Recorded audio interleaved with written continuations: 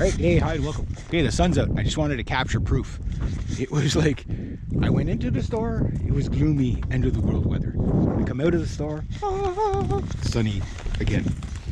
So, yeah, that's the kind of day. This is what throws you off. I was like, oh, maybe it's gonna be nice.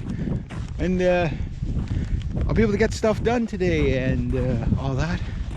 Right? That's usually what happens, right? But then he goes hiding. And once he goes hiding, that's it. You see, it's just enough sunlight to take away your hope when it disappears, like as it is doing now. So, yeah, and then back to snow again. Still kind of flaking a bit. But sort of a nice day, sort of not. Yeah, we're gonna get sun every 12 minutes. Blizzard in between. Yeah, that's pretty much that's the state of affairs this time of year from March. It's usually at the end of March where it's really nice, where you get, you know, like everything's melting. So this is just like, it's cold, but it's not freezing cold, but it's damp. And if you got arthritis right now, you're suffering. I know you're suffering. Yeah, if you got bad joints right now, you're suffering. Yeah, so now we got cold wind again. The sun's disappearing. It's like, come back. He's not coming back. He's going hiding. The birds. You gotta be careful when you're walking under them.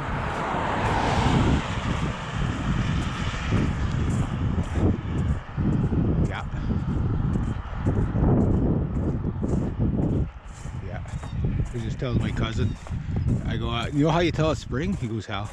I said, well, first off, you got to take a big sniff, and if you don't smell dog crap, it's not spring. He's, oh,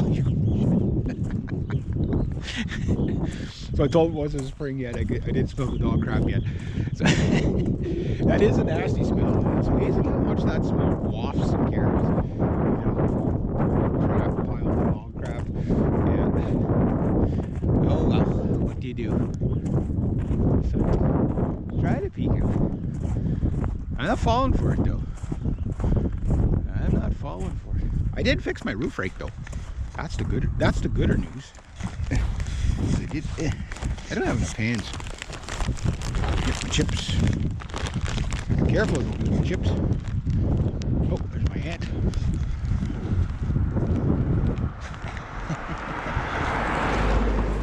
She was over yesterday. She's like, yeah, I gotta make you, because I shovel her step. My aunt has really bad arthritis, her entire body there. She's had that, I think, since birth, pretty much. So, like, whenever there's like a lot of snow, it's too hard for her to shovel. So I go over and I shovel. I bring over the big scoop around the yard and whatever. Make sure she can get to her car and stuff like that. And that's so she wanted to pay me. I said, no.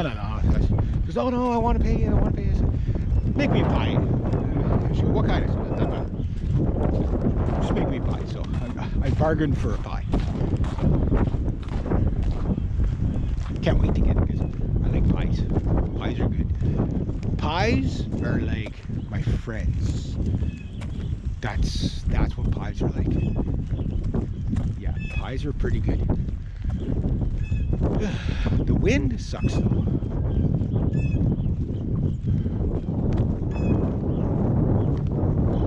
Just rustling through the trees. But it's not cold like yesterday. Like yesterday was weird. Because the wind was like kind of like cut you to the bone kind of cold. And I see any buds on the trees. It's still cold enough. Yeah, that's the other thing. Buds on trees. However, we are into maple syrup territory. I don't know if any of you guys will be doing maple syrup this year. If you do maple, I haven't done it in years. There is money to be made there, but you have to be set up. Most people just use propane now because wood's too expensive. But when I was a kid, we did it the old-fashioned way with the wood and the big boilers. So yeah, so the buds aren't right on the trees yet. So it's starting. See the maple there, it's starting. But it's not quite in, you know, the sap's going to be running good yet. You need a couple of days of really warm and then But the cold, this is maple syrup 101. If you have a really, really cold winter and a really mild spring, it's like the best case scenario. Because then what you get is like the trees, the way I understand it, I could be completely wrong or out of my mind, but the way I understand it is when it's cold, the trees go even more dormant so that it intensifies the sugar. Because it's so frozen, it actually intensifies the sugar in the sap. And then when they thaw out, it's just like thawing out and dripping goodness of maple syrup, right? So that's my understanding of it. If you've never heard that before and you think I'm off my rocker, well, just keep that to yourself. You just keep that to yourself, because that's the story I'm sticking with. Now, whether it's true or not, I don't know. But I'll tell you this: the best maple syrup is not made with propane. You gotta get some cedar logs there. Start burning some cedar around it, and then like the syrup has to be in an open vat that takes on the smoke a bit to get that really nice little smoke taste to the maple syrup. If you don't do that, you could lose your Canadian citizenship. It's law here. Yeah, you have to know how to. When you're 3 years old, you go through the rite of passage of making maple syrup, and if you don't do it, wow, I don't even want to say out loud what would happen. They would all laugh at you. True story. But yeah, no, I used to like making maple syrup, but it's a lot of hard work. You know, like you got like 900 gallons and you come out with like half a bottle. It's like, but it's the more you boil it down, the sweeter it gets.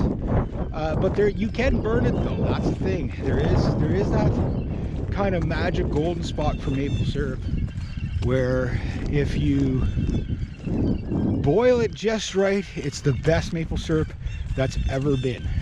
If you overboil it by a fraction of a second, it's burnt. So, you know, like there's usually a couple of golden rules that people say, do this and you'll be okay. And then you can push the limit on maybe the last couple of bottles, experiment, see how far you can actually push it. Because you can't overboil it, and then the sugar burns. If you singe it, it's kind of like having a singed steak, right? It's like the difference between having your steak slightly singed, which actually sometimes is better, than having it like burnt like a piece of coal. You know? Yeah, that's the best analogy I can give you. And where did the sun go? I swear there was a sun in the sky. I have video evidence that the sun does exist. That is the new conspiracy in Canada. Does the sun really exist? Not only is the sun exist, it's flat. Well, I don't know if it's flat, but that big ball of gas is flat. That's what it is. Yeah, big ball of gas is flat. There we go. I don't know. But anyway, yeah, so I'll watch some of the snow blowing off the tops here.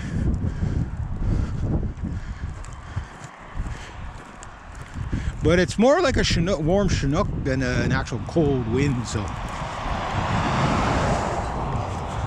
But March and early April are like the messiest of weather. It's just like, it's just wet and depressing. So when you think about it, like you gotta have the right mindset to live up here in Canada, because it's just like, this is like a good proportion of your year. You know, and today's not bad, is it? There's like middle of January when the daylight's like, it's like, it would be like almost like dark right now, you know what I mean? The days are getting longer, that you can notice. But usually what gets me is because it's so dark for so long that like you just start losing all your energy because there's no daylight. Like the first day where you get outside and you're like really outside and it's nice out, you're getting all that fresh air and you really are in the sunshine, taking on that vitamin D. It's kind of like the scene in Superman when he drops the kryptonite necklace off of him and then zooms up through the clouds into the sun, and you see him going, ah, like that. That's me. That's me. That's most Canadians. It's just like, yeah, we need the sun. That's why, like, when you see like a little bit of a sun like that, and then it turns into this, like 5 minutes. Like, that wasn't even 5 minutes of sun. We got gypped today. Yesterday, I think we had like 8 minutes of sun. Yeah. And I'm telling you, and it's snowing. Light snow like this, okay. But at least give me another 2 days of not shoveling, I'd be happy. Oh, I'm so worn out from that. Yeah, like but I still need to make a little bit of money by the end of the month. But I'd kind of like to have, if I could work, say, a little bit next week, get all paid up, everything like that, and have at least the last week of March off. Just like do nothing, relax. Because I really haven't stopped, guys. Like, it's kind of been crazy this year. Like last week was 4 or 5 days working. The week before was 3 or 4 days working. Like, that's like unheard of for me in the wintertime. My abandoned child. Where'd my pad go? My truck's gone. I lit such a good fire, you can't actually see any smoke coming out. I could just see the vapor trail coming out. Oh, my pa left. I don't know where he went. I'm an abandoned child again, guys. With no sun. There's no sunshine. And it's icy. Oh well. This friggin' railing broke from all the snow coming off the roof. I mean, that's a good amount of snow this year. It's up to the deck.